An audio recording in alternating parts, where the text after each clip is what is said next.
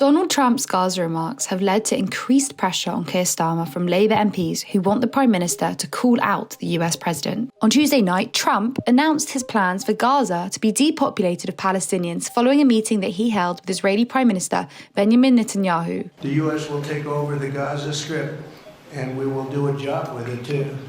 We'll own it.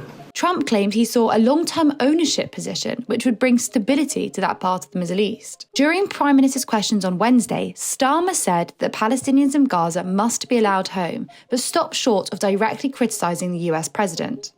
They must be allowed home.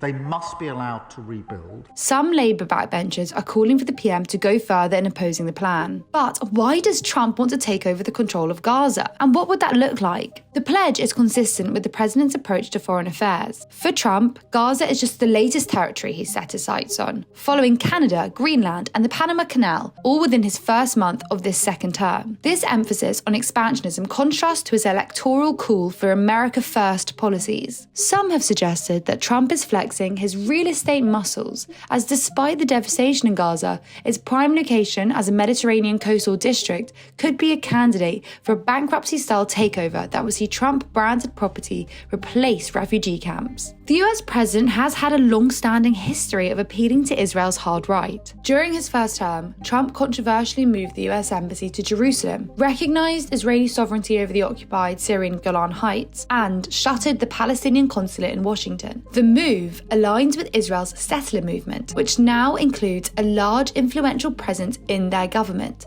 and has strongly advocated reclaiming sovereignty over Gaza under the slogan, "Occupy, deport, settle." However, there are multiple reasons why this plan will not work. Firstly, the plan violates the Geneva Convention. Secondly, the Palestinian people will not leave. The Palestinian president, Mahmoud Abbas, rejected Trump's proposal for the US to take over Gaza. Finally, the Arab world wouldn't allow it either. Despite Trump citing Jordan and Egypt as areas that Palestinians could move to, leaders in both countries have voiced their opposition to the plan, as has Saudi Arabia. As Donald Trump's second term continues into its third week, it is unlikely that this claim of taking over Gaza will come to be. What do you think about Trump's Gaza plan? Let us know in the comments below.